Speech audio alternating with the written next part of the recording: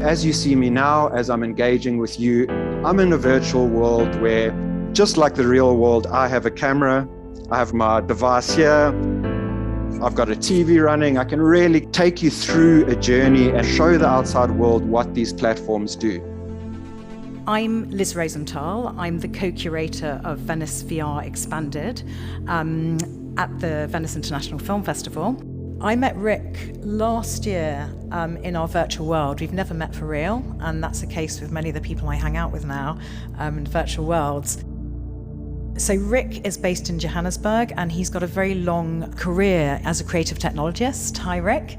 And I've only had a Zoom call with Rick, with him and being his in real life person, I think maybe once. So I always see Rick in Avatar. I meet him in virtual worlds, and he's got an incredible group of people he works with. But he has a long history in creating games. He has a very interesting VR business that he's going to talk to us about, and he's also going to talk to us about some of the creative and commercial possibilities in world building and social VR. So far away, Rick. Thanks so much, Liz. Hi, everyone. As mentioned, I'm coming from one of the metaverses, from VR Chat.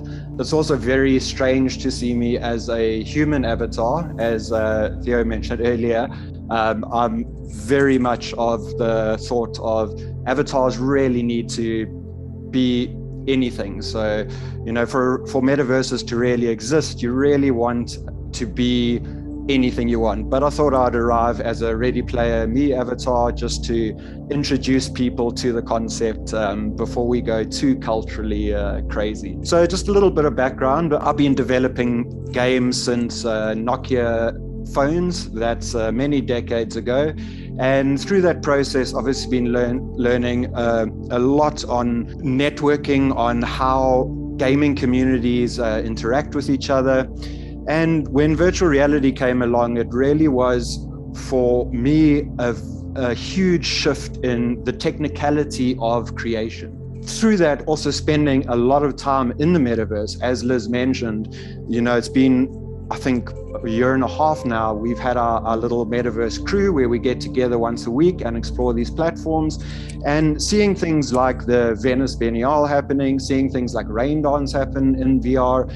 It's absolutely astounding what's happening in these spaces. And as we started spending more and more times in these platforms, and the curious nature of myself and the broader community, we started really realizing how the nature of content creation is changing. So as you see me now, as I'm engaging with you in a room, I'm in a virtual world where, just like the real world, I have a camera, I have my device here, I've got a TV running. I can really kind of take you through a journey and help kind of show the outside world what these platforms do. On top of that, how we create content. So how you're seeing me on Zoom now, in these platforms, I have this camera, so I can record like you would with a normal camera. Further than that, what we are doing at Eden, we are very excited about 360 content creation within the metaverse platforms. And anyone that's spent time in these platforms will see how powerful this is. And it's one of the tricky things to explain to people what's actually going on. And this is why quite often I will attend the calls like this. It's a great way to show externally what's happening from these internal metaverse spaces. So we're very excited going forward as Eden. We are looking at creating a whole range of characters, a world specifically around kids and kids within children's hospitals and how we can help them navigate their current situation. But instead of going traditional route, we're looking at platforms at the moment, VR chat, how we can create the whole character set, bring in external actors. So like I am now, we can have each person in different spots, yet we can bring all the cast together in one room and then record that and shoot that in 360, which we'll then put on our snacker device, which then makes it incredibly easy for kids and staff within the hospitals to actually enjoy and watch these 360 experiences. So that's just a little catch up, and very much looking forward to the panel and discussing it further with you. I also do have the Metaverse Crew booth, which I've brought into our building here. So this is some of the projects from the crew that have been doing, Spirit of Place, Exploring Home, just a beautiful work by Root. I always get confused whether to call people by their real names now or their metaverse names. And then another crew, Bliss, in the Year of the Storm, just fantastic VR chat showcases that you can see currently in Venice in the experience. So very much looking forward to chatting and open to questions. And I'll swap to my usual avatar now that you've kind of got a bit used to the human form. Looking forward to chatting. Thank you, Rick. Yeah, please move. It's very weird seeing you in human form. I'm very disturbed. I'm personally very disturbed. And it would be great. Maybe you can bring some of the... Do you want to go into the stand, into that world that you did for VRCon? Because it's kind of beautiful. It'd be really nice if we could actually take people into your very beautifully designed metaverse. Because Rick's actually... Rick and the community, he mentioned the projects that we have in selection that come from out of his community. So those 3 projects are in competition. Here I am. So this is my kind of normal avatar, as mentioning earlier, very, very far from humans. I mean, I've been a game developer, character designer, and I think the power, once you see your own characters being animated by humans in a space, it's just absolutely unbelievable. So for an example, this is a booth, there's a very small community conference happening in VR chat called VRCon. And what that is, it's a conference for community members. So you're limited to a very small kind of booth. So what we did is our crew kind of got together and we created a little metaverse newsstand.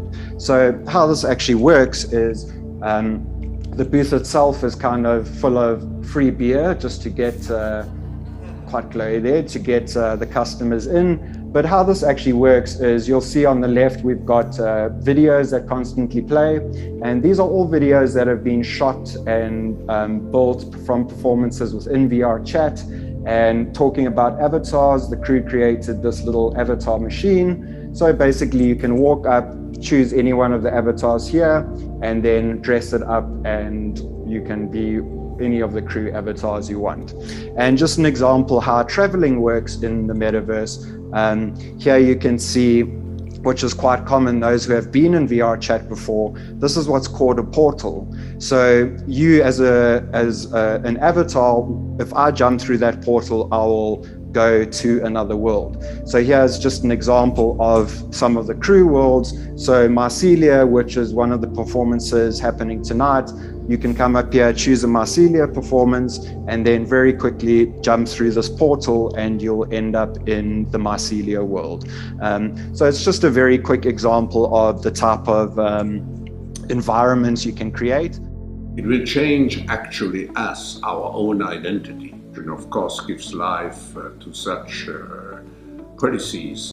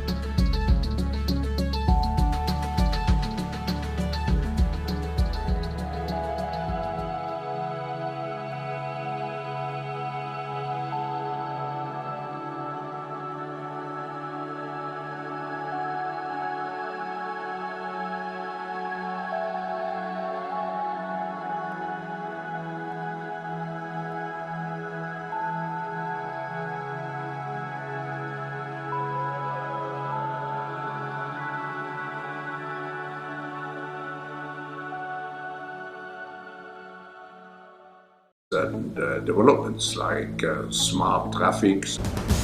The city of Darmstadt near Frankfurt in Germany doesn't escape the problems of traffic congestion. In order to make intelligent traffic management possible and make traffic flows smoother, the city's traffic authorities make use of video detection and management technology from FLIR systems. Durch die unterschiedlichen Einsatzfelder der Videodetektoren haben wir festgestellt, dass sie sich sehr gut eignen für eine verkehrsabhängige Steuerung. Wir konnten die Qualität der verkehrsabhängigen Steuerung im Vergleich zum Einsatz von Induktionsschleifen deutlich verbessern.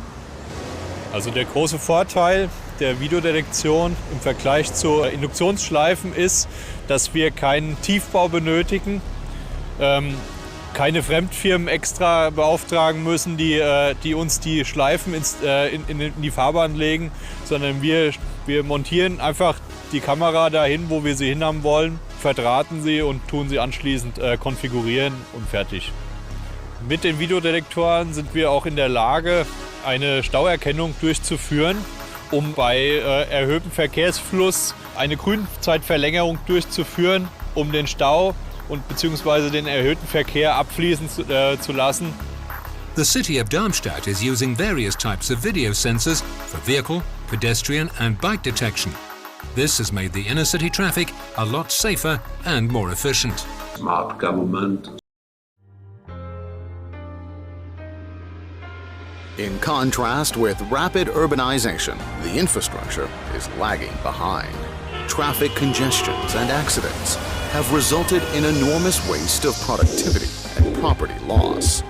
Huawei Intelligent Transport Solution, ITS, integrates leading ICT technology and intelligent algorithms. ITS is applied to monitor and control urban traffic.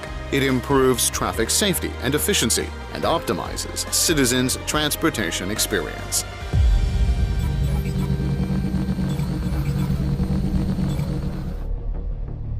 The command center is the core of the ITS. It manages the operation of urban traffic. Road surveillance enables to know overall traffic conditions intuitively and acquire traffic information in real time. The Traffic Signal Control System regulates the traffic order of vehicles and pedestrians. Work modes of the system include single point of control, regional arterial control, and green wave optimization. The ANPR system is deployed at entrance, exit, or arterial roads of the city to record license plates information, ensuring road safety and fighting against crimes. The electronic police system identifies and records illegal vehicles' behavior. The system helps police to investigate and fight against vehicle-related crimes. The system is simple and stable. It adopts industrial HD cameras, capable of continuous snapshots and automatic recognition of number plates and traffic violation. Snapshots can reflect illegal factors, and a video can be provided as evidence. Mobile electronic police is an effective supplementation to the fixed electronic police system. It enables flexible surveillance at feeder roads. In addition, the command center activates the inspection and control function based on suspected vehicle information so as to monitor and track vehicles. The Traffic Flow Acquisition System enables video analysis and microwave detection, acquires traffic flow status in real time, and has the capability to predict congestions based on integrated analysis of the history and current traffic information, serving as reference to commanding and dispatching, traffic signal control, and traffic guidance. The traffic guidance system releases all kinds of traffic information and notice, diverting traffic flow and reducing traffic congestion. Traffic changes rapidly, and efficient ITS systems need an efficient bearer network. Huawei provides E2E network solutions to keep services uninterrupted. Wireless backup links are also added for higher reliability in key areas.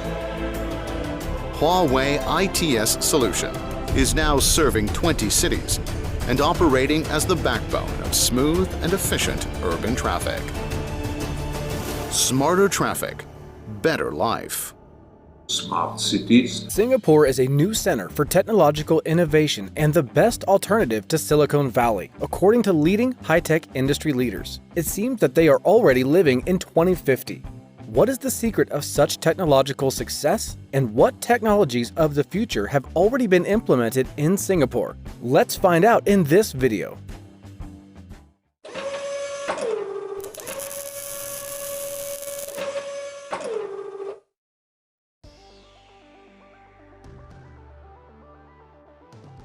Singapore is known for its developed IT infrastructure, strong government support, and intellectual property laws. The city-state has become a magnet for foreign technological companies, from Dyson to other high-tech giants such as Facebook, Google, LinkedIn, and Microsoft. Singapore has already become the most futuristic place on the planet in 7 technological areas. The first is autonomous cars. The concept of a standalone car has been around for decades. Singapore will turn this dream into a reality with the introduction of the world's first driverless taxi system in 2015 with A-Star cars.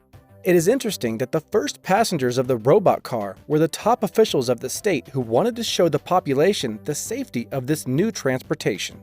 The National University of Singapore has been testing self-propelled golf buggies on its campus since 2010. In October of 2014, it conducted the first ever public testing of self-propelled vehicles and has since upgraded its electric passenger vehicle, which has only been approved for testing on public roads in Singapore. Nutonomy was the first private company and the third applicant to receive approval for public road testing in the North in April 2016. Nanyang Technological University is developing driverless city buses. Such transport is to be introduced in 2022. By the way, last year the whole western part of Singapore, with the length of public roads more than 1,000 kilometers, became a testing ground for robocars. The second one is robotic law enforcement. Although the crime rate in Singapore is already very low, the police are actively introducing technology into their work. Thus, a couple of years ago, the use of special drones for air searches began. Quadcopters can reach heights of 60 meters.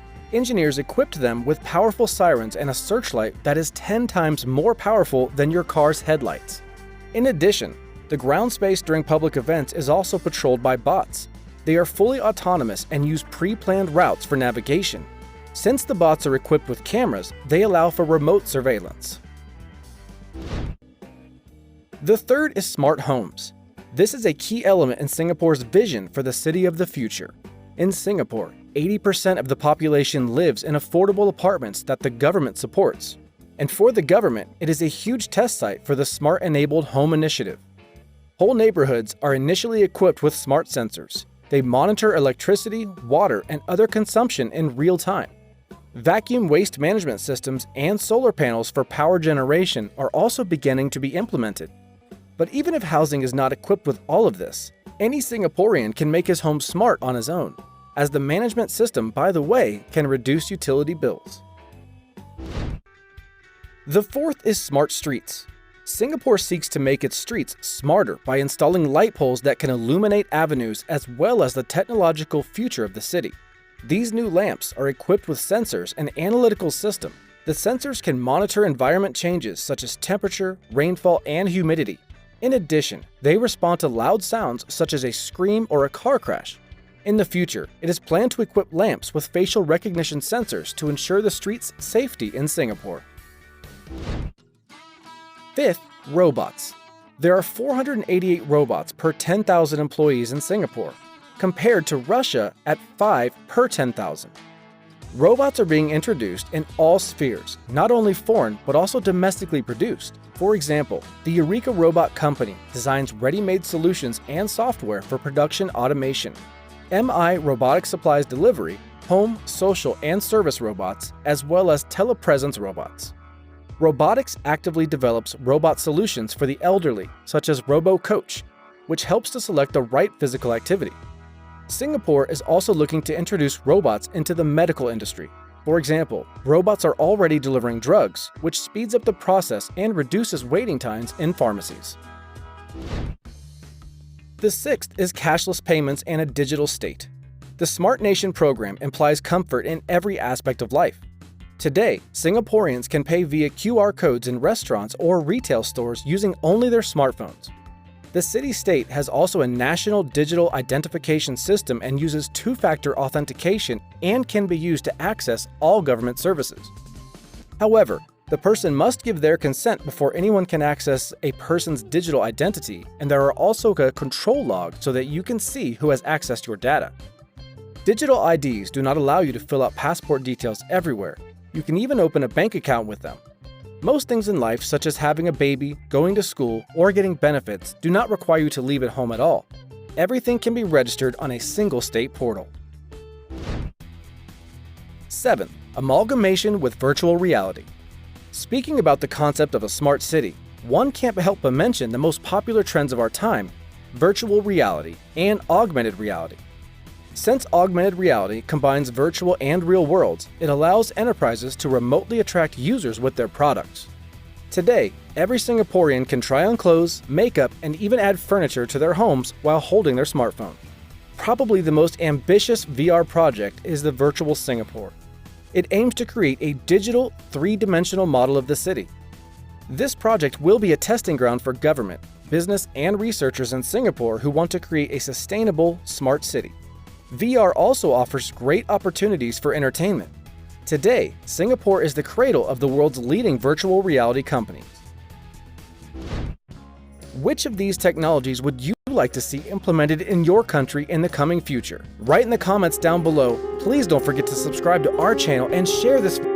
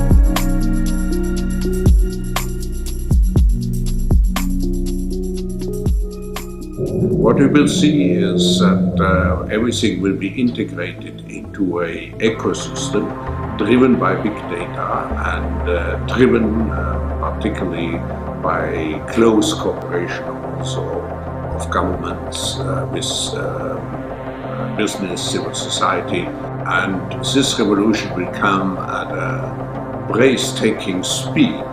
It will be like a tsunami. And actually, it's not just a digital revolution, it's digital, of course physical, it's nanotechnology, but it's also biological. And so three dimension provides a particular force to this revolution. So what the World Economic Forum is doing is to promote this public-private cooperation to master the fourth industrial revolution.